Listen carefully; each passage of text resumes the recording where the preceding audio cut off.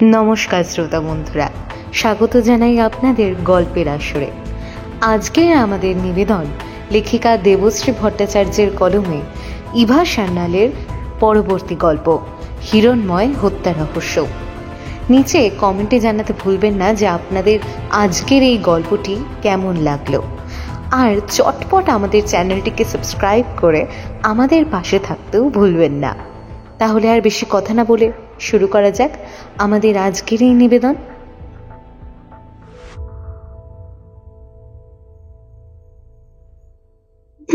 দেখো তো, একটু চয়েস করে দাও না, এই নীল কাতান বেনারসিটা পরবো নাকি এই হলুদ বালুচরিটা? দিগন্ত হাঁ করে ইভার মুখের দিকে চেয়ে বলল, আরে আধ ঘন্টার মধ্যে বের হব, কিন্তু এখনো তোমার শাড়ি বাসা হলো না, এরপরে রেডি হবে কখন? হব না, যাও। রাগ করে মুখ ভেঙচে দুটো শাড়ি নিয়ে নিজের ঘরের দিকে যেতে যেতে ইভা বলল, যতগুলো কথা খরচ করলে না, তার মধ্যেই তো একটা রং বলা হয়ে যেত, তাই না? দিগন্ত চায়ের কাপটা সেন্টার টেবিলে রেখে বোধহয় কিছু একটা বলতে যাচ্ছিল, কিন্তু তার আগেই ইভার শাশুড়ি সিরিয়ালের অ্যাড আসার সুযোগে ক্ষণিকের বিরতিতে সোফায় গা এলিয়ে বললেন, নীল রংটা ভালো নয়, ওটা শনিদেবের রং। কি দরকার বলতো বাবা এমন অসময়ে শনিকে নেমন্তন্ন করে আনার? তার চেয়ে হলুদটাই পরো। দিগন্ত ঠোঁটের কোণে একটা ব্যঙ্গের হাসি এনে বলল, ওই যে হয়ে গেল, হলুদটাই পড়ো তাহলে। হলুদটা আবার কার রং কে জানে। ইভা একটা দীর্ঘশ্বাস ছেড়ে নীল আর হলুদ দুটো শাড়ি নিয়েই চলে গেল চেঞ্জ করতে। একটা বিয়ে বাড়ি আছে নিউ টাউনের দিকে, এর জন্যই এত সাজগোজ। বাইরের ডাইনিং রুমে ইভার শাশুড়ি তখন আবার মেতে উঠেছেন কমলার সংসার নিয়ে। দিগন্ত কি যেন একটা মেইল দেখছিল মোবাইলে। ঠিক তখনই বাইরের দরজার কলিং বেলটা বেজে উঠল। দিগন্ত খানিক অবাক হয়েই দরজার দিকে এগিয়ে গেল। কি দাদা, চিনতে পারছেন? কেমন আছেন বলুন, সব ঠিকঠাক চলছে তো? দিগন্ত মোটেও চিনতে পারল না। এদিকে ভদ্রলোক দিগন্তকে প্রায় ধাক্কা মেরে ঘরের ভেতর ঢুকে গেল। আরে না, মানে দিগন্ত খানিকটা ইতস্তত করল। ভদ্রলোক হয়তো এতক্ষণে বুঝেছেন তাকে দিগন্ত চিনতে পারেন। আরে কি হলো, চিনতে পারলেন না? আরে সেই যে বুচুর নিখোঁজ হওয়া, ম্যাডামের ছেলে ধরাটাকে ধরা, আমি পান্ডে, চিনতে পেরেছেন? দিগন্তর মুখে এবার হাসি ফুটল। পান্ডেবাবুর এত কিছু না বললেও চলত। দিগন্ত এতটাও ভুলো নয়। আসলে ভদ্রলোককে সবসময় অফিসিয়াল পোশাকেই দেখে এসেছে তো, তাই হঠাৎ করে অন্য পোশাকে ঠিক ধরতে পারেনি। আরে স্যার, আপনি? সরি, একদম চিনতে পারিনি, কিছু মনে করবেন না প্লিজ। আরে না না, মনে করব কেন? পান্ডেবাবু সোফায় গা এলিয়ে বেশ জাঁকজমক করে বসলেন। মানে বলছিলাম, ম্যাডাম আছেন নাকি? হ্যাঁ আছেন আছেন, আপনি বসুন, আমি ডেকে দিচ্ছি। এই বলে ভেতরে চলে গেল দিগন্ত। ইভা তখন মাথায় রজনীগন্ধার খোঁপাটা কাঁটা দিয়ে চেপে চেপে বসাচ্ছিল। হঠাৎ পান্ডেবাবুর আসার কথা শুনে বাইরে এলো, মুখে চিন্তার ছাপ। এদিকে ইভাকে এমন সাজাগোজা অবস্থায় দেখে পান্ডেবাবু এতক্ষণে বোধহয় বুঝতে পেরেছেন তিনি রীতিমতো অসময়ে এসে পড়েছেন। এহে, বেরোচ্ছিলেন ম্যাডাম? আমি বোধহয় একদম অড টাইমে এসে পড়েছি, তাই না? ইভা হালকা হাসি হেসে বলল, না না, সেরকম কিছু নয়, আপনি বলুন না। বুচুকে তো একটা রিহ্যাবে পাঠানো হয়েছিল, এখন ফিরেছে? হ্যাঁ হ্যাঁ, ফিরে গেছে। পান্ডেবাবুর কথা শুনে মনে হচ্ছে না তিনি সত্যি বলছেন বলে। হয়তো জানেনই না বুচু রিহ্যাব থেকে ফিরেছে কিনা। কিন্তু তাহলে উনি এখানে এলেন কেন? ইভা গলাটা ঝেড়ে বলল, আসলে আমাদের একটা জায়গায় যাওয়ার আছে, তা একটু যদি বলেন কি ব্যাপার। হ্যাঁ ব্যাপার? হ্যাঁ ব্যাপার, ব্যাপার হলো ওই যে পাশের রাজাবাগান থেকে দুটো মেয়েকে খুঁজে পাওয়া যাচ্ছে না। আমাদের সন্দেহ ওদের বোধহয় বাংলাদেশের বর্ডারে পাঠিয়ে দেওয়া হয়েছে। আপনি যদি একটু না। ইভার এমন স্পষ্ট না পান্ডেবাবু বোধহয় এক্সপেক্ট করতে পারেননি। ইভা আরো স্পষ্ট করে বলল, আপনি ঠিকই শুনেছেন পান্ডেবাবু, আমি আর এসবের মধ্যে নেই। বুচুর ব্যাপারটা আমি নিতান্তই এমনি এমনি জড়িয়ে পড়েছিলাম, তার জন্য যথেষ্ট হেনস্থা হতে হয়েছে আমাকে। কিন্তু আর নতুন করে আমি কোনো কেসে জড়াতে চাই না। পাণ্ডেবাবু কেমন যেন থম মেরে গেলেন কথাটা শুনে। ইভা এদিক ওদিক তাকিয়ে মুখে একটা কৃত্রিম হাসি এনে বলল, না মানে আজ আমাদের একটু তাড়া আছে, একটা জায়গায় যেতে হবে, তাই যদি কিছু মনে না করেন। পাণ্ডেবাবু এমনিতেই যতই ভোঁতা বুদ্ধির লোক হন না কেন, এই ইঙ্গিতটা বেশ ভালোই বুঝতে পারেন। মুখে কেমন একটা হাসি মাখিয়ে বললেন, আরে না না, সেই তো ঠিক আছে, আমি বরং আজ আসি, আরেকদিন কথা হবে। পাণ্ডেবাবু চলে যাওয়ার সঙ্গে সঙ্গেই দিগন্ত আর ইভা গাড়িতে উঠল বিয়ে বাড়ি যাওয়ার জন্য। দিগন্ত নিজেই ড্রাইভ করছে। ভদ্রলোককে ওইভাবে না বললেই পারতে। ইভা বোধহয় একটু অন্যমনস্ক হয়ে পড়েছিল, তাই দিগন্তর কথাটা ঠিকমতো ধরতে পারল না। মানে ওই পাণ্ডেবাবুকে, ওনাকে তুমি ওইভাবে না বললেও পারতে কিন্তু। তাহলে কিভাবে বলতাম তুমিই বলো। তুমিই তো একেবারে পাহাড় সমান দাঁড় করিয়ে দিয়েছিলে ওই বুচো কিডন্যাপের সময়। তুমি কি চাও বলো তো? আমি ওই রাজবাগানের মেয়েগুলোর নিখোঁজের ব্যাপারে কথা বলি? চাইলে আমি যেতেই পারি, কোনো অসুবিধা নেই আমার। শোনো না, ফোন করবো পাণ্ডেজিকে? আরে না না, আমি কি তাই বলেছি নাকি? এমনি বলছিলাম, ভদ্রলোক একটু বেশি আশা করে এসেছিলেন, হয়তো একটু খারাপই লেগেছে। কিন্তু এমন আশা করেই বা কেন এরা, বুঝি না আমি। নিউ টাউনের কাছে একটা কমিউনিটি হলে বিয়েবাড়ির অনুষ্ঠানের আয়োজন হয়েছিল। দিগন্তর এক কলিগের বিয়ে রিসেপশন। বিয়েবাড়িতে ঠিক কাউকেই ভালো করে চেনে না ইভা। দু একজনকে মাঝে মাঝে দেখেছে, বেশিরভাগের সঙ্গেই তেমন কোনো পরিচয় নেই। এদিকে দিগন্ত মেতে উঠেছে নিজেদের পরিচিতদের নিয়ে। ইভা দুটো চিকেন পাকোড়া নিয়ে এক কোনায় বসে নাড়াচাড়া করছিল। ঠিক এই সময় এক বয়স্ক ভদ্রলোক এগিয়ে এসে বললেন, এক্সকিউজ মি ম্যাডাম, ওয়াশরুমটা কোথায়? ইভা এদিক ওদিক তাকিয়ে বলল, ঠিক জানি না, ও মনে হচ্ছে ওই দিকে। ভদ্রলোক আর কিছু না বলেই চলে গেলেন ওই দিকে। ইভার কেমন যেন একটা সন্দেহ হলো। ভদ্রলোককে খুব একটা স্বাভাবিক লাগছিল না। বারবার নিজের ডান হাতের কবজির কাজটা টিপে দেখছিলেন, আর কেমন যেন একটা ভঙ্গিতে চারিদিকে তাকাচ্ছিলেন। ইভা চিকেন পকোড়া দুটো হাতে এক দৃষ্টিতে তাকিয়ে রইলেন ওই ওয়াশরুমের দিকে। প্রায় 15 মিনিট হয়ে গেল, তবু বের হলেন না তিনি। মনটা কেমন যেন করতে লাগলো ইভা। একটু দূরেই দিগন্ত তার কয়েকজন বন্ধুর সঙ্গে কি একটা কথা নিয়ে হাসি ঠাট্টায় মেতে উঠেছে। একটু শুনবে? ইভা দিগন্তর কোনোই ধরে টেনে নিয়ে এলো। হ্যাঁ, কি হলো? একজন বয়স্ক ভদ্রলোক ওয়াশরুমের দিকে গেলেন, কিন্তু এলেন না এখনো। একটু দেখবে তুমি? দিগন্ত ওয়াশরুমের দিকে তাকিয়ে বলল, দূর, বাদ দাও তো। আরে বয়স্ক লোকেদের বাথরুমে একটু সময় লাগে। দিগন্ত আবার চলে গেল নিজের বন্ধুদের মধ্যে। ইভাও চলে এসে বসলো সেই কোণের চেয়ারটায়। আরো 5-7 মিনিট কেটে গেল, তবু ভদ্রলোকের কোনো পাত্তা নেই। একটু বাদেই দুজন অন্য ভদ্রলোক গেলেন বাথরুমের দিকে। ইভার চোখ এখনো স্থির সেই দিকে, ঠিক যেটা ভেবেছিল সে। দুজন ভদ্রলোক সঙ্গে সঙ্গেই হন্তদন্ত হয়ে বেরিয়ে এলো। আগের সেই ভদ্রলোক অজ্ঞান হয়ে পড়ে আছেন ওয়াশরুমের মেঝেতে। ব্যাপারটা দাবানলের মতো ছড়িয়ে গেল গোটা বিয়ে বাড়িতে। একজন ডাক্তার নিমন্ত্রিত ছিলেন বিয়ে বাড়িতে। তিনি দেখে বললেন, ভদ্রলোক বেঁচে নেই, সম্ভবত হার্ট অ্যাটাক হয়েছে ভদ্রলোকের। এক নিমেষে বিয়েবাড়ির সমস্ত পরিবেশটাই যেন বদলে গেল। পুলিশ এলো, অ্যাম্বুলেন্স এলো। সবাই যখন ওইদিকে ভদ্রলোকের মৃতদেহ ঘিরে দাঁড়িয়ে আছে, ইভা আস্তে আস্তে সরে এলো একটু ফাঁকা জায়গায়। চারিদিক দেখে নিয়ে মোবাইলটা ব্যাগ থেকে বার করে ফোন করলো।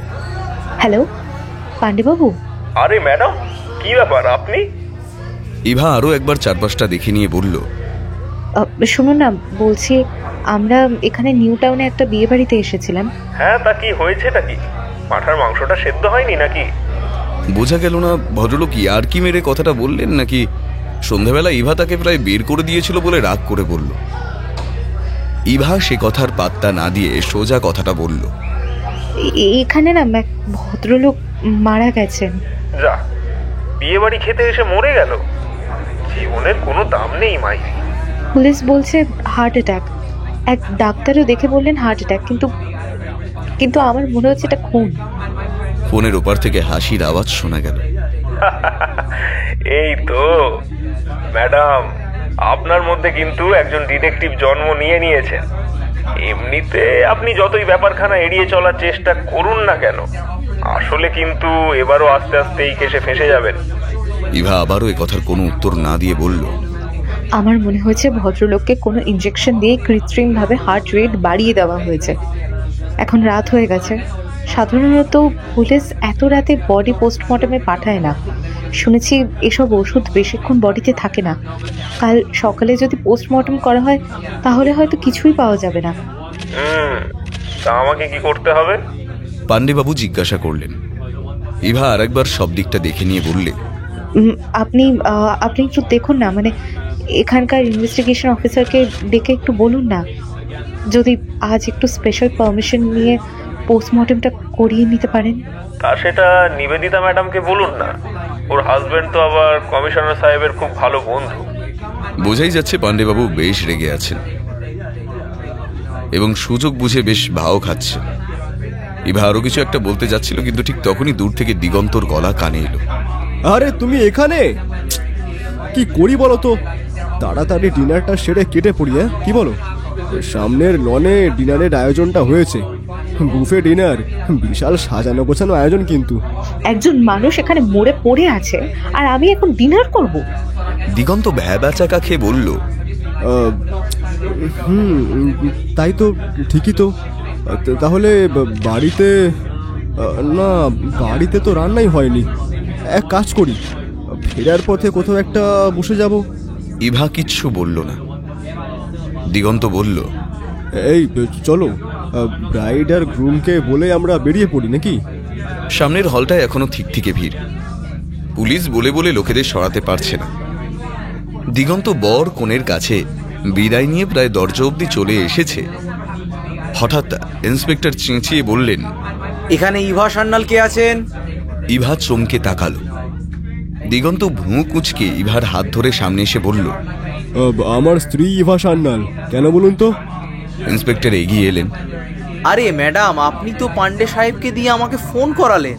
আপনি তো নিজে এসেই আমাকে বলতে পারতেন। আমি আপনার কথা শুনেছি ম্যাডাম। ওই বাচ্চা কিডন্যাপের কেসটা আপনি যেভাবে সামলেছেন সত্যিই ভাবা যায় না, আনবিলিভেবল।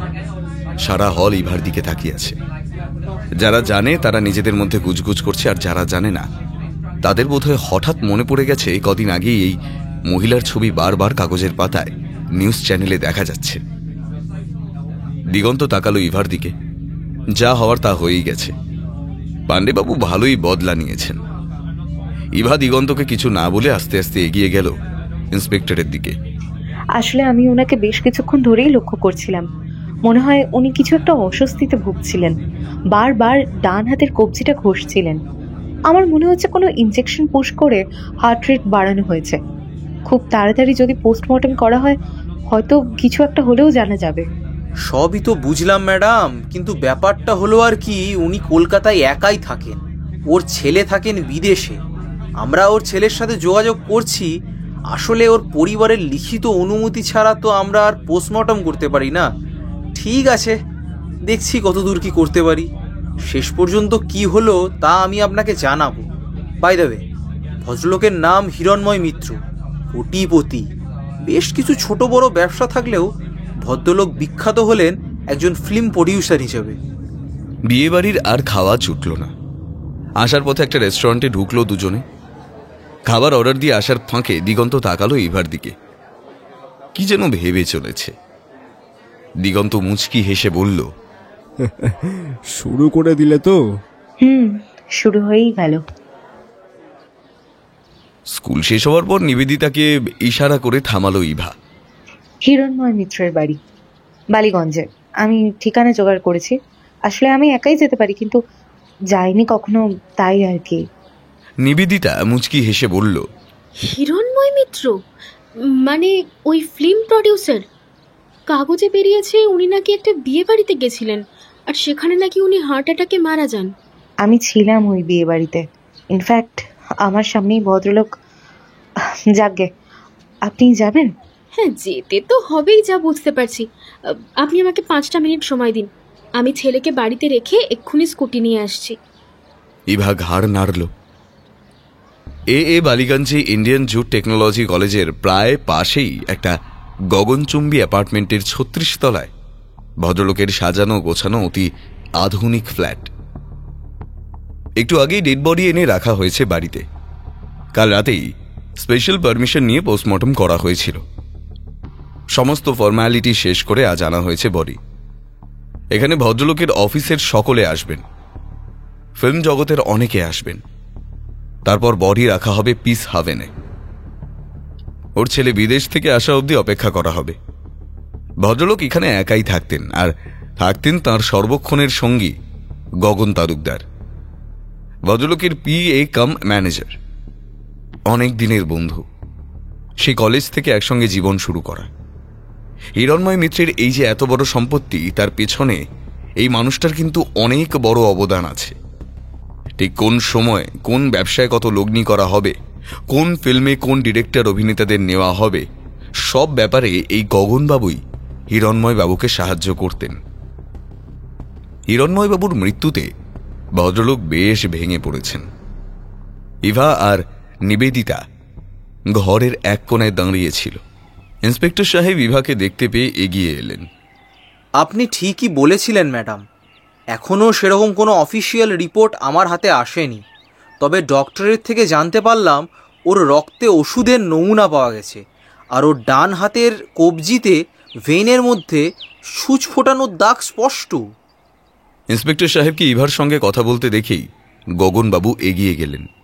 ইন্সপেক্টর সাহেব, আপনি ভালো করে তদন্ত করুন। হিরণময়ের হার্ট খুব ভালো ছিল। গত মাসেই ওর ফুল বডি চেক আপ হয়েছে, সব কিছু ওকে ছিল। কথা নেই বার্তা নেই, হঠাৎ করে এমন হার্ট অ্যাটাক হয় কি করে বলুন তো?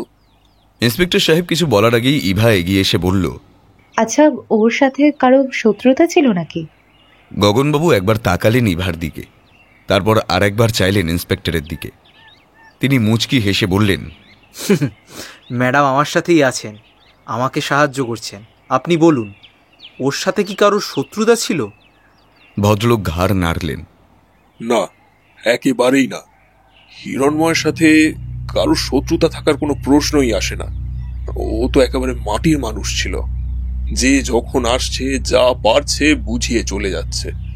হিরণময়ও তেমন, সবসময় সকলের জন্য দরজা খুলে বসে আছে। শত্রুতা যদি কারোর সাথে করতেই হয়, তাহলে তো লোকে আমার সাথে শত্রুতা করবে। আমি বরং লোকজনকে খুব একটাও ধারে কাছে ঘেঁচতে দিতাম না। ওদিকে বোধহয় প্রেসের লোক এসেছে। শান্তনু? কে শান্তনু? শান্তনু মানে অভিনেতা শান্তনু মুখার্জি। আসলে কিছুদিন ধরে তনিমা আর দীপিকাকে নিয়ে দুজনের মধ্যে একটা বেশ মনোমালিন্য ছিল। হিরণময়ের ফেভারিট ছিল তনিমা, আর শান্তনুর ফেভারিট ছিল দীপিকা। হিরণময়ের আসন্ন ছবি গোলাপি চাঁদের কে হিরোইন হবে, তাই নিয়ে দুজনের মধ্যে একটা বচসা ছিল। অবশ্য জানি না যে এর জন্য কেউ কাউকে খুন করে দিতে পারে কিনা। তবে ওই দিন ওই বিয়ে বাড়ির অনুষ্ঠানে শান্তনু কিন্তু ছিল। ইভার মনে পড়ল, এক ভদ্রলোককে ঘিরে বিয়ে বাড়িতে বেশ উৎসাহ ছিল। সকলেই ওর সঙ্গে ছবি তোলার জন্য বেশ ব্যগ্র ছিল। ইভা খুব একটা সিনেমা দেখে না, তাই মুখটা চেনা চেনা মনে হলেও তেমন একটা চিনতে পারেনি। কথাগুলো বলে ভদ্রলোক আবার চলে গিয়েছিলেন প্রেসের লোকেদের কাছে। ইভা নিবেদিতা এক কোণে দাঁড়িয়ে রইল। একের পর এক লোক আসছে। কারো হাতে রজনীগন্ধার মালা, কারো হাতে সাদা গোলাপের তোড়া। সবাই একে একে এসে শ্রদ্ধা জানিয়ে আসছে। ইন্সপেক্টর সাহেব পুরো ঘরটা ঘুরে এসে আবার ইভার সামনে দাঁড়ালো। এসছে। ইভা অবাক হয়ে বলল, কে এসেছে? দরজার সামনে বেশ ভিড়। শান্তনু আসতেই ঘরের ভিড়টা সবাই মৃত হিরণময় বাবুকে ছেড়ে একেবারে পিলপিল করে এগিয়ে গেল দরজার সামনে। শান্তনু ঢুকল। পরনে সাদা শার্ট, সাদা প্যান্ট, চোখে কালো সানগ্লাস। হিরণময় বাবুর মৃতদেহের সামনে দাঁড়িয়ে এক মুহূর্তের জন্য চশমাটা খুলেই আবার পরে নিল। হাতের সাদা রজনীগন্ধার তোড়াটা হিরণময় বাবুর বুকের উপর এক প্রকার ছুঁড়ে দিয়েই সরে এলো একপাশে। প্রেসের লোকেরা এবার গগনবাবুকে ছেড়ে শান্তনুকে ঘিরে ধরেছে। আচ্ছা ম্যাডাম, একটা কথা বলুন তো, এইসব হিরো হিরোইনরা সব সময় এমনকি ঘরের মধ্যেও সানগ্লাস কেন পরে থাকে বলুন তো? কে জানে, হয়তো চোখে মাইনাস পাওয়ার, চশমা পরলে জাত যাবে, তাই সানগ্লাস পাওয়ার দেওয়া আছে, চোখেও দেখতে পেলেও আবার স্টাইলও হলো। নিবেদিতা সকলের চোখ বাঁচিয়ে হাত দিয়ে মুখ ঢেকে হেসে ফেলল ইভার কথা শুনে। ইন্সপেক্টর সাহেব এগিয়ে এসে বললেন, কথা বলবেন নাকি ওই শান্তনু মুখার্জির সাথে? বলাই যায়, কিন্তু উনি কি আমার সাথে কথা বলতে রাজি হবে? ইন্সপেক্টর সাহেব একটু এগিয়ে গেলেন শান্তনুর দিকে। প্রেসের ভিড় থেকে নিজেকে কোনো রকমে বাঁচিয়ে তিনি এগিয়ে এসে বললেন, হ্যাঁ বলুন, কিছু বলছিলেন? নমস্কার, আমি ইভা সান্যাল, একটা বাচ্চাদের স্কুলে পড়াই। মানেটা ঠিক বুঝলাম না।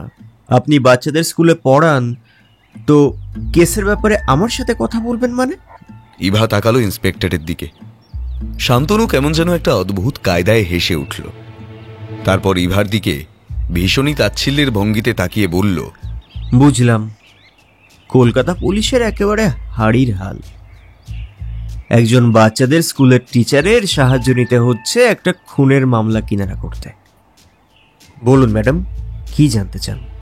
কথাগুলো শুনে ইন্সপেক্টর সাহেবের মুখের আদলটা কেমন যেন বদলে গিয়েছিল। তিনি বেশ রেগে মেগেই কিছু একটা বলতে যাচ্ছিলেন, কিন্তু ইভা তাকে হাতের ইশারায় থামিয়ে দিল। আপনি সেদিন বিয়ে বাড়িতে উপস্থিত ছিলেন, আপনি ঠিক কিভাবে নিমন্ত্রিত ছিলেন জানতে পারি কি? মানে আপনি বর না কনের ঠিক কে হন, যদি একটু জানতে পারি? সঞ্জয় মানে যে বর, ও আমার ছোটবেলার বন্ধু। আমরা একসাথে নাটক করতাম। তারপর ও এখন অবশ্যই পুরোপুরি কর্পোরেট ওয়ার্ল্ডে চলে গেছে, তবু ওর সাথে আমার বন্ধুত্ব এখনো আছে। বাহ, শুনে বেশ ভালোই লাগলো। আপনি এখন এত বড় একজন অভিনেতা, আপনি আপনার ছোটবেলার বন্ধুর বিয়ের অনুষ্ঠানে এত বিজি শিডিউলের মধ্যেও সময় করে নিয়েছেন। বাহ, এ তো দারুণ ব্যাপার। শান্তনু একটু হালকা হাসল। হ্যাঁ নিশ্চয়ই, আমি জীবনের সব রকম সম্পর্কের মূল্য দিই। আজ আমার হাতে কাজ আছে তাই আমি একজন অভিনেতা। কাল কাজ না থাকলে একটা লোকও আমাকে চিনতে পারবে না, তখন আমি একেবারেই সাধারণ একটা মানুষ। ইভা আলতো করে হাসল। আচ্ছা, আপনার সাথে কাল হিরণময় বাবুর দেখা হয়েছিল? হ্যাঁ হয়েছিল। আমি যতক্ষণ ছিলাম ততক্ষণ সুস্থ ছিলেন উনি। কোনো রকম অস্বস্তি চোখে পড়েনি? না তো, বললাম তো উনি একদম সুস্থ ছিলেন। না, আসলে আমি দেখেছিলাম উনি বারবার ডান হাতের কবজিটা ঘষছিলেন। সম্ভবত কেউ কোনো পয়জনাস ইনজেকশন ফুটিয়ে দিয়েছিল ভদ্রলোকের হাতে। হতে পারে, আমি খেয়াল করিনি। আর ওই পার্টিতে অনেকেই উপস্থিত ছিল, তাহলে শুধু আমাকেই কেন সন্দেহ করা হচ্ছে বলুন তো? ইভা শান্তভাবে বলল, আমি তো আপনাকে সন্দেহ করছি না, শুধু জিজ্ঞাসা করছিলাম সেদিন ঠিক কি কি হয়েছিল। কিন্তু শান্তনু আস্তে আস্তে বেশ উত্তেজিত হয়ে উঠল। আশা করি আপনি আপনার সব প্রশ্নের উত্তর পেয়ে গেছেন। এবার আমি আসি, নমস্কার। শান্তনু চলে যাচ্ছিল। ইভা পেছন থেকে ডেকে এবার সোজাসুজি প্রশ্ন করল, আপনার সাথে হিরণময় বাবুর সম্পর্কটা ঠিক ভালো যাচ্ছিল না, তাই না? শান্তনু এবার ইভার দিকে ফিরে সানগ্লাসটা খুলে এগিয়ে এলো একেবারে সামনে। একেবারে একটা অন্য মানুষ যেন। একেবারে ইভার চোখের দিকে তাকিয়ে চিবিয়ে চিবিয়ে বলল, কে বলেছে সব কথা আপনাকে? ওই বুড়োটা, ওই গগন চামচাটা। খুব একটা আস্তে কথাগুলো বলেনি শান্তনু, সব কথাই কানে গেল গগনবাবুর। দূরে তিনি কয়েকজনের সঙ্গে কথা বলছিলেন। কথাটা কানে যেতেই ছুটে এলেন। এই কি বললি রে? আরেকবার বল তো দেখি। দুদিনের ছোড়া, কি জানিস কি তুই আমার সম্বন্ধে? শান্তনু আবার বিশ্রীভাবে হেসে বলল, সবাই সব জানে। হিরণময় বাবুকে ঠকিয়ে তার অফিস থেকে কত লক্ষ লক্ষ টাকা সরিয়েছেন সেটা আর কারোর জানার বাকি নেই, বুঝলেন তো? এই যে আপনার হাতের হীরের আংটিটা, এটা কেনার ক্ষমতা আপনার ছিল। হিরণময় বাবুর কল্যাণীর ফ্যাক্টরিতে মেশিন কেনার টাকা সরিয়ে কিনেছেন তো এটা। সবাই সব জানে গগন চামচা, আপনার এই সাধু সেজে থাকার মুখোশটা এইসব দুদিনের শখের ডিটেকটিভদের সামনে করবেন। এই শান্তনু না অনেক অনেক ঘাটের জল খেয়ে তারপর আজকের শান্তনু মুখার্জি হয়েছে। রাগের চোটে গগনবাবু এবার শান্তনুর কলার টেনে ধরল। শান্তনু এক ধাক্কায় ভদ্রলোককে মাটিতে ফেলে আবার ইভার চোখে চোখ রেখে বলল, শুনুন ম্যাডাম, আসল কথা আমার থেকে শুনুন। হিরণময় বাবু তার অফিসে গোপন মিটিং ডেকেছিলেন নিজের কোর গ্রুপের মেম্বারদের সাথে, কিভাবে এই লোকটাকে কোম্পানি থেকে বের করা যায়। একটা সময় লোকটা হিরণময় বাবুকে অনেক হেল্প করেছিলেন, তাই এনাকে ঠিক পুলিশ ডেকে তাড়িয়ে দিতে চাইছিলেন না। কিন্তু লোকটার লোভ দিন দিন এতটাই বেড়ে গিয়েছিল যে তিনি আর এই ভদ্রলোককে সহ্য করতে পারছিলেন না। গগনবাবু ততক্ষণে মাটি থেকে উঠে আবার শান্তনুর কলার চেপে ধরেছে। তাই না? হ্যাঁ, আর তুই যে তোর প্রেয়সী দীপিকাকে প্রমোট করছিলি দেখে ভদ্রলোক তোকে আপকামিং সবকটা ছবি থেকে বের করে দেওয়ার কথা বলেছিলেন ডিরেক্টরকে। শান্তনু কাঁধ ঝাঁকিয়ে বলল, আমি ওসব পরোয়া করি না, এমনিতেই আমি এখন বলিউডে চলে যাব। সালা এখানে না আছে ফেম, না আছে মানি। তারপর আবার ইভার দিকে তাকিয়ে বলল, আরো একজন আছে ম্যাডাম, তন্ময় মিত্র, হিরণময় মিত্রের ছেলে। ইভা ভুঁড়ু কুঁচকে বলল, তিনি তো বিদেশে থাকেন। শান্তনু আবার খ্যা খ্যা করে বিশ্রী হেসে বলল, হাসালেন ম্যাডাম, এই বুদ্ধি নিয়ে আপনি তদন্ত করতে নেমেছেন? বিদেশে থাকলে এখানে বাপকে খুন করা যায় না? এই যে আমি এখানে আপনার সামনে দাঁড়িয়ে আছি, কোন দেশে কোন জায়গায় কাকে খুন করতে হবে, কাকে ইলোপ করতে হবে বলুন, সব হয়ে যাবে। ইভা একটা বাঁকা হাসি হেসে বলল, বাহ, আপনি তো বেশ করিতকর্মা। শান্তনু একবার জ্বলন্ত চোখে ইভার দিকে তাকিয়ে বলল, ছেলেটা কলেজে পড়ার সময় একটা বাজে কেসে ফেঁসে যায়। একটা মেয়েকে রেপ করে খুন করেছিল। বাবার টাকার জোরে কেসটা ধামাচাপা পড়ে যায়। তারপরেই হিরণময় মিত্র ছেলেকে বিদেশে পাঠিয়ে দেন। সেখানেও যে হাতি ঘোড়া খুব একটা কিছু করেছে বলে তো মনে হয় না। বিদেশ থেকে এলেই সবাই বিল গেটস হয় না, বুঝলেন?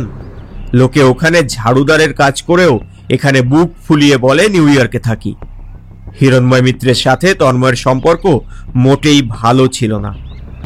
এমনকি তন্ময়ের হাত খরচের জন্য যে টাকা উনি পাঠাচ্ছিলেন সেটাও বন্ধ করে দিয়েছিলেন। সব সম্পত্তি থেকেও তন্ময়কে বের করে দেওয়ার সিদ্ধান্ত নিয়েছিলেন। আপনি ওর পার্সোনাল উকিলের সাথে কথা বলে দেখবেন। এদিকে ভিড়টা ক্রমশ বেড়ে যাচ্ছে। প্রথমে কথাগুলো খুব আস্তে হচ্ছিল, কেউ অত খেয়াল করছিল না, কিন্তু শান্তনু ক্রমশ উত্তেজিত হয়ে এতটাই চেঁচামেচি শুরু করেছে যে প্রেস মিডিয়া ক্রমশ সাপদের মতো ধীর পায়ে এগিয়ে আসছে। ইভা একবার আর চোখে তাকিয়ে দেখল হিরণময় বাবুর নিথর দেহটা একা একা পড়ে আছে। পুরো ভিড়টা এখন এখানে।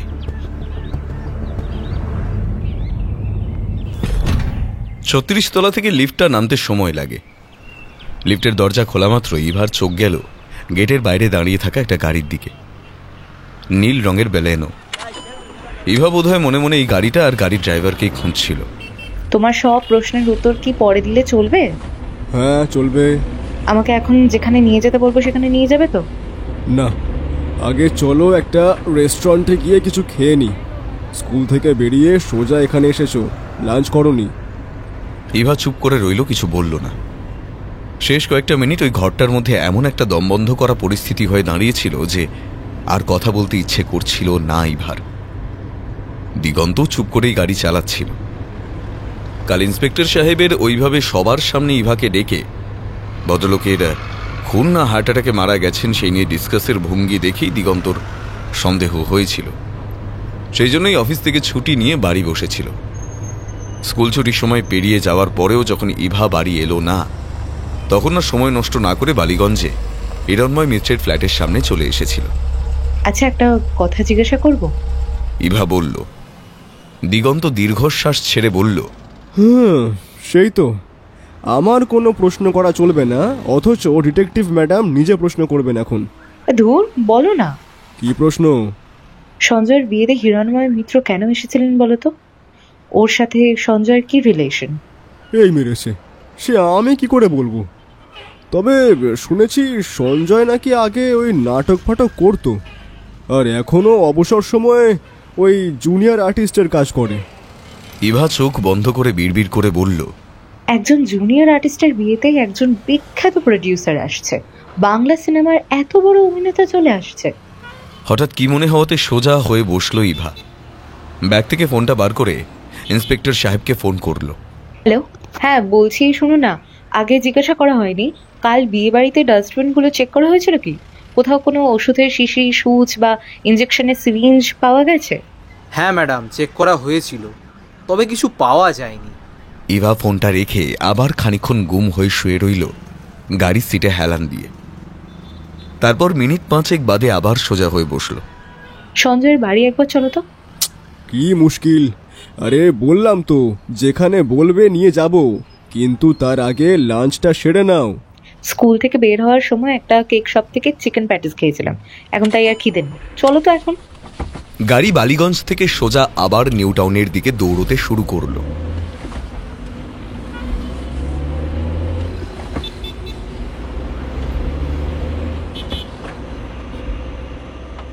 হ্যাঁ, আমি আগে নাটক করতাম, আর সেই সূত্রেই শান্তনু আর হিরণময় বাবুর সঙ্গে আমার আলাপ।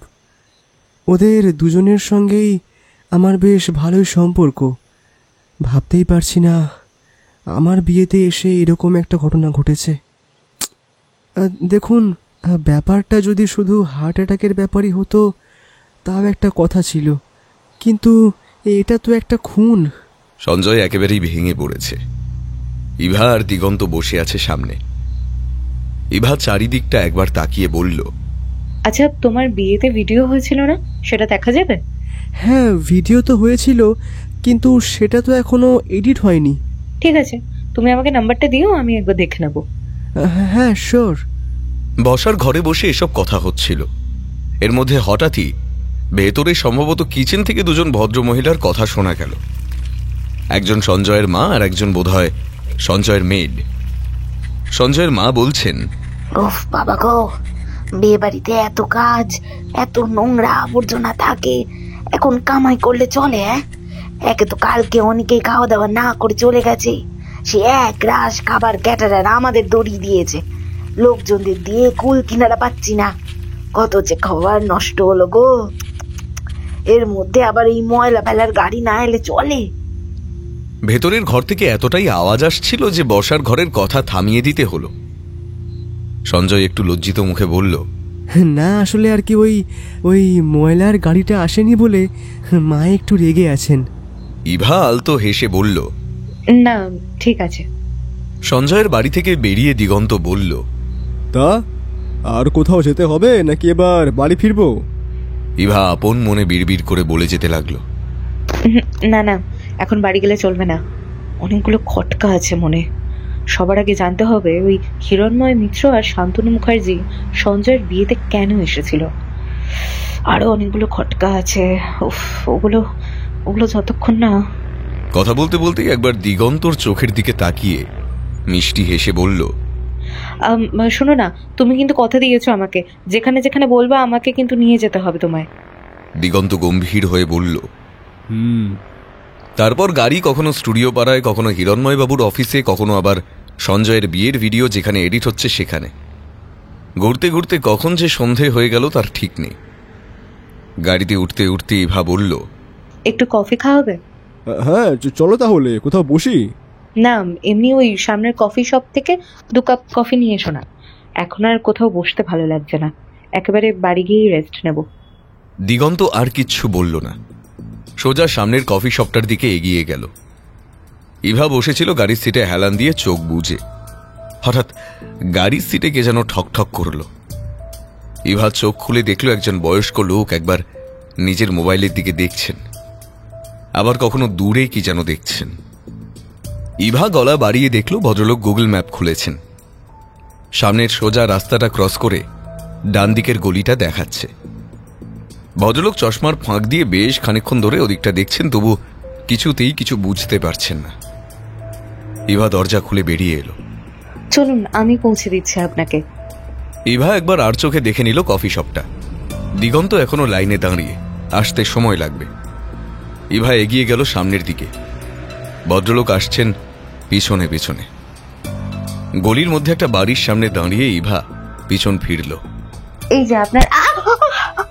ইভার কথাটা আর শেষ হলো না, কে যেন খুব জোরে মাথার পিছনে বাড়ি মারল। চোখের সামনেটা হঠাৎ অন্ধকার হয়ে গেল।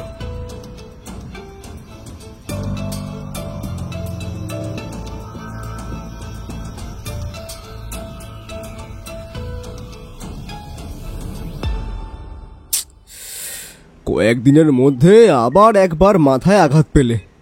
উফ, বলি একটাই তো মাথা, আর কতবার ফাটাবে বলো তো? একটা হসপিটালের বেডে শুয়ে আছে ইভা, দিগন্ত সামনে বসে। একটু আগেই জ্ঞান ফিরেছে। দিগন্তর কথা শুনে হেসে ফেলল ইভা। হাসতে গিয়ে অবশ্য মাথাটা একটু ঝনঝন করে উঠল। আরে ও কিছু না, বেশি জোরে মারিনি তো। সেই তো, 2.5 ঘন্টা ধরে কোনো জ্ঞান নেই। আমি কফি নিয়ে গিয়ে দেখলাম সব ফাঁকা, কোথাও কেউ নেই। তারপর এদিক ওদিক খুঁজে দেখলাম ওই দূরে একটা গলিতে তুমি অজ্ঞান হয়ে পড়ে রয়েছো। পাশের মাটিটা পুরো রক্তে ভেসে যাচ্ছিল। তা ক বোতল রক্ত দিতে হলো? হ্যাঁ, মানে রক্ত দিতে হবে কেন? ও, দিতে হয়নি না, তুমি এমনভাবে বললে আমি তো ভাবলাম 1-2 বোতল রক্তও দিতে হয়েছে বোধহয়। কথা বলতে বলতে ইভা উঠে বসলো। বলছি, আমার ফোনটা কোথায় গেল গো? আরে আবার ফোনটা দিয়ে কি হবে? আরে ইন্সপেক্টর সাহেবকে একটা ফোন করতে হবে তো। দিগন্ত তরবর করে আরো অনেক কিছু বলতে যাচ্ছিল, কিন্তু তার আগেই ইভা ফোন শুরু করে দিল। হ্যালো, বলছি একটা মিটিং ডাকতে পারবেন, যেখানে সবাই থাকবে, মানে গগনবাবু, শান্তনুবাবু, হিরণময় বাবুর ছেলে তন্ময় আর সঞ্জয়। ফোনটা রেখে দিতেই দিগন্ত বলল, সঞ্জয় কেন? ও আবার কি করলো? ওমা, ওর বিয়ের অনুষ্ঠানেই তো খুন হলে হিরণময় বাবু, তাকে ডাকা হবে না? দিগন্ত চুপ করে রইল কিছুক্ষণ। তারপর ইভার দিকে তাকিয়ে বলল, দেখো, ডাক্তার কিন্তু তোমাকে বলে গিয়েছেন রেস্ট নেওয়ার জন্য। জ্ঞানটা ফিরে এসেছে, তাই হয়তো তোমাকে ছেড়ে দেবে। তবে এখন কিন্তু বাড়ির থেকে একটুও বের হওয়া চলবে না। ইভা নিজের ব্যান্ডেজ করা মাথাটায় হাত বোলাতে বোলাতে বলল, অমন কথা বলো না প্লিজ। রক্ত দিতে হয়নি তার মানে এমন কিছু রক্ত বের হয়নি। এখন যদি আমাকে বাড়ি থেকে বের হতে না দাও, তাহলে সকলকে আমার বাড়িতে ডাকতে হবে। ওরে বাবারে, এত লোকের অতিথি সৎকার কিন্তু আমি করতে পারবো না, আগেই বলে দিলাম। হিরণময় বাবুর বসার ঘরে তাঁর একটি বিশাল ছবি টাঙানো হয়েছে। তার সামনে কিছু সাদা ফুলের তোড়া জড়ো হয়েছে। ঘরে মোটামুটি সকলেই জড়ো হয়েছে, গগনবাবু, শান্তনু, সঞ্জয়, সবাই। দিগন্ত আর নিবেদিতাও এসেছে। ইভার কথা মতো ইন্সপেক্টর সাহেব একটা বড় টিভির ব্যবস্থাও করেছেন। এত সব আয়োজন দেখে শান্তনুকে মনে হলো বেশ বিরক্ত। খানিকক্ষণ উসখুস করে সে বলল, কি ব্যাপার? কতক্ষণ ধরে যে এই নাটক চলবে বুঝতে পারছি না। আমার কিন্তু আজ রাতে শুটিং আছে, বের হতে হবে আমাকে। ইভা বেশ উদ্গ্রীব হয়ে বলল, তাই নাকি? বাহ, তা ঠিক কিরকম ক্যারেক্টার আপনার বলুন তো? একটু বয়স্ক, কাঁচা পাকা চুল আর হাতে একটা লাঠি। শান্তনুবাবু, আপনার মেকআপটা যিনি করেছেন তিনি সত্যি খুব যন্ত্রেল শিল্পী। আপনি কিন্তু অতটাও নন। আপনার ভয়েসের ওপর কিন্তু আপনাকে আর একটু কাজ করতে হবে। কাল আমি একটু বেশি টায়ার্ড ছিলাম, তাই গলাটা একটু চেনা চেনা লাগলেও ঠিক ধরতে পারিনি। কিন্তু পিছন থেকে লাঠির বাড়িটা মাথায় পড়ার ঠিক আগের মুহূর্তে আপনার মুখ থেকে আসা পিপারমেন্ট মাউথ ফ্রেশনার গন্ধটা ঠিক চিনে ফেলেছিলাম। শান্তনু এবার রেগে উঠে দাঁড়ালো। আপনি কি বলতে চাইছেনটা কি? আমি খুন করেছি হিরণময় বাবুকে?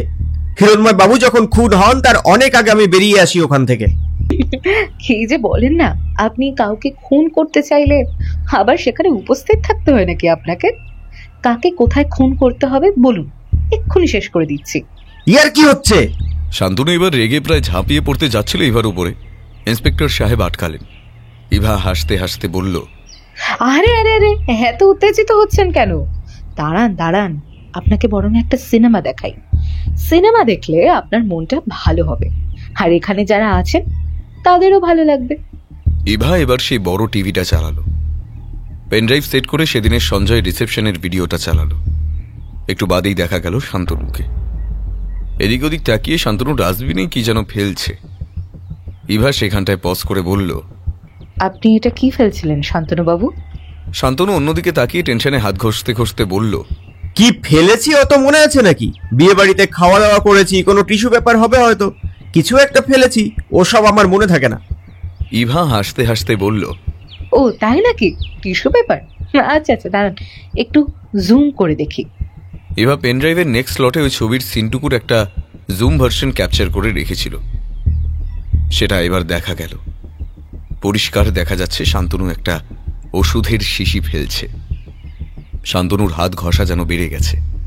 হাত ঘষতে ঘষতেই বলল, আমার ওষুধের শিশি খাওয়ার আগে খেতে হয়।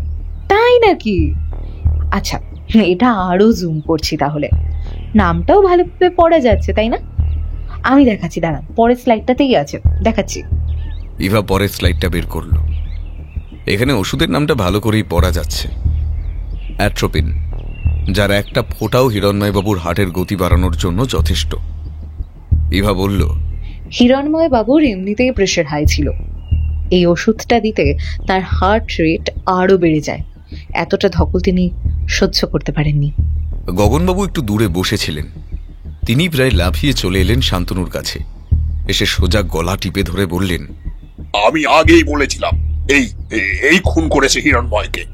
শান্তনু আবার গায়ের জোরে ধাক্কা মেরে ছাড়িয়ে নিল নিজেকে। একটা জোরে ধাক্কা মেরে সরিয়ে দিল সে গগনবাবুকে। তারপর ইভার সামনে এসে চিৎকার করে বলল, হ্যাঁ ঠিক আছে, আমি ওষুধের শিশিটা ফেলেছি ডাস্টবিনে, তাতে কি প্রমাণিত হয়? তাতে কি এটা প্রমাণিত হয় নাকি যে আমি ওষুধটা দিয়েছি হিরণময় বাবুকে? একদমই ঠিক। এই বুদ্ধিটা আগে আসেনি কেন বলুন তো আপনার মাথায়? টেনশনে শুধু শুধু আমার মাথায় লাঠির বাড়িটা মারলেন। তোর শান্তনু এবার ধপ করে বসে পড়লেন সোফায়। সবাই হাঁ করে চেয়ে আছে ইভার দিকে। ইভা আলতো হেসে বলল, সবার বোধহয় ব্যাপারটা না গুলিয়ে যাচ্ছে। দাঁড়ান, আমি বুঝিয়ে দিচ্ছি। দুজন অভিনেত্রীকে নিয়ে শান্তনুবাবু এবং হিরণময় বাবুর মধ্যে একটু মন কষাকষি ছিল। শান্তনুবাবু চেয়েছিলেন তার বান্ধবীকে পরবর্তী মুভির জন্য সাইন করতে, কিন্তু হিরণময় বাবু চাইছিলেন অন্য হিরোইন। এসব নিয়ে কিছুদিন আগেই ওদের দুজনের মধ্যে বেশ কথা কাটাকাটি হয়। স্টুডিও পাড়ার সকলেই এই কথাটা জানে। শান্তনুবাবুর মাথা হঠাৎ গরম হয়ে যায়, আর গরম হয়ে গেলে তিনি একটু অদ্ভুত অদ্ভুত কাজ করে ফেলেন। যেমন সঞ্জয়ের বিয়ের এই ভিডিওটা আমার চোখে পড়বে এবং এটা চোখে পড়লে আমি ওকে সন্দেহ করব, সেটা বুঝেই উনি আমার উপর অ্যাটাক করান। কিন্তু এটা করে উনি যে নিজেকে আরো ফোকাস করলেন সেটাই বুঝতে পারলেন না। শান্তনুবাবু, আপনি মাথাটা একটু ঠান্ডা করুন, এরকম হুটহাট উল্টোপাল্টা সিদ্ধান্ত নেবেন না কিন্তু। শান্তনু গোঁজ হয়ে মাথা নিচু করে বসে রইল। ইভা একইভাবে বলে যেতে লাগলো, সেদিনও ঠিক একইভাবে ওষুধটা তিনি পকেটে করে হাজির হয়েছিলেন বিয়ে বাড়িতে। উদ্দেশ্য ছিল সময় সুযোগ বুঝে ওষুধটা কোনোভাবেই হিরণময় বাবুর শরীরে ইনজেক্ট করা। কিন্তু বেশিক্ষণ আর রাগ ধরে রাখতে পারলেন না, কিংবা সাহস পেলেন না, তাই ওষুধটা ডাস্টবিনে ফেলে চলে এলেন। দুঃখের বিষয়, ভর্তি শিশি ফেলার ভিডিওটাই উঠে গেল ক্যামেরায়। কিন্তু যাই হোক, এই হিরণময় বাবুকে শান্তনুবাবুই খুন করতে চেয়েছিলেন, কিন্তু উনি করেননি। চারিদিক নিস্তব্ধ। সোফার মধ্যে মাথা নিচু করে বসে আছে শান্তনু। সবাই হাঁ করে তাকিয়ে আছে ইভার দিকে। ইভা এবার আস্তে আস্তে এগিয়ে এলো গগনবাবুর দিকে। তার সামনে একটা ওষুধের বিল রেখে বলল, গগনবাবু, দেখুন তো, এটা চিনতে পারছেন? গগনবাবু বিলটার দিকে এক ঝলক তাকিয়েই চোখ সরিয়ে নিল। হ্যাঁ, এটা আমার ওষুধের বিল, প্রত্যেক মাসে নিতে হয়। এতে কি প্রমাণ হবে? আপনাদের না এই একটা মুশকিল, কিছু একটা বললেই আপনারা এমন প্রমাণ খোঁজেন। কেন বলুন তো? এতে কিছুই প্রমাণ হয় না। এটা সামনের একটা ওষুধের দোকানের বিল। আপনি প্রত্যেক মাসে এখান থেকে নিজেরও হিরণময় বাবুর জন্য ওষুধ কেনেন। আচ্ছা, এবার এই অ্যাট্রোপিন ওষুধটা কার জন্য কিনেছিলেন বলুন তো? গগনবাবু ঘামতে শুরু করলেন। আমার জন্য। ডক্টর আমাকে এটা খেতে বলেছিলেন। প্রেসক্রিপশনটা একটু দেখাবেন? প্রেসক্রিপশন নেই, ডক্টর আমাকে ফোনে বলেছিলেন। ইভা এক দৃষ্টে ভদ্রলোকের দিকে তাকিয়ে রইল। তারপর বলল, বেশ, আপনার ডাক্তারের সাথে তাহলে কথা বলিয়ে দিন। গগনবাবু এবার উঠে দাঁড়ালেন। আমি ওখানে ছিলাম না, তাও আমার উপরে এত সন্দেহ কেন? তার কারণ আপনিও শান্তনু বাবুর মতোই হিরণময় বাবুকে মারতে চেয়েছিলেন, কিন্তু মারেননি, মারতে পারেননি। এখনো খুঁজলে ওটা হয়তো আপনার প্যান্টের পকেটে পাওয়া যাবে। হিরণময় বাবু আপনার কুকীর্তির কথা জানতে পেরে আপনাকে আস্তে আস্তে সরিয়ে দেওয়ার চেষ্টা করছেন। সেটা জানতে পেরেই আপনার একবার মনে হয়েছিল যে লোকটাকে যদি এবার পৃথিবী থেকে সরিয়ে দিই তাহলেই বোধহয় আপনার মঙ্গল। কিন্তু শেষ পর্যন্ত আপনিও সাহস করতে পারেননি। আপনার বুদ্ধিটা শান্তনুবাবুর চেয়ে একটু বেশি বলে ওষুধটা ফেলেননি, নিজের সঙ্গেই রেখেছেন।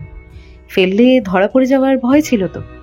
গগনবাবু এবার থমথমে মুখে প্যান্টের পকেট থেকে ওষুধের শিশিটা বের করল। একটা লম্বা নিঃশ্বাস নিয়ে ইন্সপেক্টর সাহেব এবার বললেন, তাহলে ম্যাডাম খুনটা করলো কে? ইভা হালকা হেসে বলল, খুনটা করলো কে তাহলে? তাই তো, লাখ টাকার প্রশ্ন। তার আগে একটা গল্প বলি। তাহলে সেই গল্পটা হলো, আজ থেকে কয়েক বছর আগে নমিতা বলে একটি মেয়েকে রেপ করে খুন করে তন্ময় মিত্র। কি তন্ময় বাবু, ঠিক বলছি তো? তন্ময়বাবু এতক্ষণ চুপ করে বসেছিলেন। সকলের সামনে অপ্রিয় প্রসঙ্গ এসে পড়ায় খানিকটা বিরক্ত হয়ে বললেন, এটা তো অনেক দিনের ব্যাপার। তাছাড়া আমি তো এখন এখানে থাকি না, তাহলে তো এসব প্রসঙ্গ আসার কথা না। ইভা আবার হেসে বলল, দেখুন তন্ময় বাবু, এটা অনেকদিন আগের ব্যাপার, আর তখন এই কেসের কিনারা হয়নি বলে যে আর কোনোদিন এই কেস উঠবে না তার তো কোনো মানে নেই। সেদিন নমিতা বিচার পায়নি। আপনার বাবার টাকার জোরে আপনি কেসটা থেকে মুক্তি পেয়েছিলেন, কিন্তু সেদিনই একজন প্রতিজ্ঞা নেয় যে আপনাদের উচিত শিক্ষা দেবে। আপনি হাতের বাইরে ধরা ছোঁয়ার বাইরে একেবারে বিদেশে চলে গেলেন, কিন্তু আপনার বাবা তো এখানেই রইলেন। তার অপরাধ তো আপনার চেয়ে কম কিছু নয়। খুনি এবার একটু একটু করে ভাব জমাতে লাগলেন হিরণময় বাবুর সাথে। ভদ্রলোক হিরণময় বাবুকে এতটাই হাত করলেন যে সেরকম একটা অভিনয় না জানলেও হিরণময় বাবুর প্রত্যেকটা সিনেমার জুনিয়র আর্টিস্টের রোল পেয়ে গেলেন। গগন বাবুর বিশ্বাসঘাতকতার খবর ইনিই দিতেন হিরণময় বাবুকে। হিরণময় বাবু একটা সময় ভদ্রলোককে এতটাই বিশ্বাস করতে শুরু করেছিলেন যে তার বিয়ের অনুষ্ঠান পর্যন্ত হাজির হয়ে গেলেন। আর সেই সুযোগে উপহার নেওয়ার পর হ্যান্ডশেকের সময় অ্যাট্রোপিনে ডোবানোর সুচ ঢুকিয়ে দেয়। কি সঞ্জয়, তাই তো? সঞ্জয় এক কোণে চুপ করে বসে আছে। দরদর করে ঘামছে সে। একটা কথারও কোনো উত্তর দিচ্ছে না সে। সঞ্জয়? কথাটা বলল দিগন্ত। হ্যাঁ, সঞ্জয়। সঞ্জয়ের প্রথম প্রেমিকা নমিতা। তার মৃত্যু কোনোদিনই ভুলতে পারেনি সঞ্জয়। ধীরে ধীরে হিরণময় বাবুর কাছাকাছি এসেছে সে। খুনের জন্য সে নিজের রিসেপশনের দিনটাকেই বেছে নিয়েছিল। প্রাক্তন প্রেমিকার খুনের বদলা নিয়ে নতুন জীবনে প্রবেশ করবে, হ্যাঁ এমনই কিছু ভেবেছিল সে। অ্যাট্রোপিনের শিশিটা বিয়ে বাড়িতে না ফেলে নিজের বাড়ির ডাস্টবিনে ফেলেছিল, কারণ সঞ্জয় জানতো বিয়ে বাড়িতে ভিডিও হচ্ছে। ব্যাপারটা ধরা পড়ে যাওয়ার ভয়ও আছে। আইডিয়াটা ভালোই ছিল, তবে পরদিন ময়লা নিতে না আসায় সমস্যাটা হয়ে গেল, বুঝলে? তারপর দিন পুলিশের লোক ময়লা নিতে যায় এবং ডাস্টবিন থেকে উদ্ধার হয় ওষুধের খালি শিশি। সঞ্জয় এখনো চুপ করেই বসে আছে, এক কোণায়, কোনো কিছুই বলছে না। ইভার বসার ঘরে হাসির আওয়াজ বাড়ির বাইরে থেকে শোনা যাচ্ছে। পাণ্ডেবাবু নিউটাউনের ইন্সপেক্টর আর নিবেদিতাও আছে। দিগন্ত হাসতে হাসতে বলল, পাণ্ডেবাবু, আমি কিন্তু শান্তনুবাবুর সঙ্গে একদম একমত। কলকাতা পুলিশের এমন অবস্থা হলো যে ইভার মতন একজন সাধারণ মানুষের কাঁধে ভার পড়ল খুনি ধরার। পাণ্ডেবাবু হাসতে হাসতে বলল, আরে মশাই, ওটা তো আপনাকে দেখানোর জন্য যে আপনার গিন্নিটি মোটেই সাধারণ মানুষ নন। এবার থেকে ওই স্কুলে পড়ানো ছাড়াও যদি একটু ছাড়েন তাহলে আমার ওই রাজাবাগানের কেসটা সম্বন্ধে একটু কথা বলতে পারি। দিগন্ত গম্ভীর হয়ে ইভার দিকে তাকিয়ে বলল, যা ভালো বোঝো করো, কিন্তু মনে রেখো মাথা কিন্তু একটাই, হ্যাঁ? অলরেডি 2 বার ফেটে গিয়েছে। ইভা তার চেয়েও গম্ভীর হয়ে বলল, হ্যাঁ হ্যাঁ ঠিক আছে, তাহলে পরের বার তোমার মাথাটা ফাটাতে বলবো, কেমন?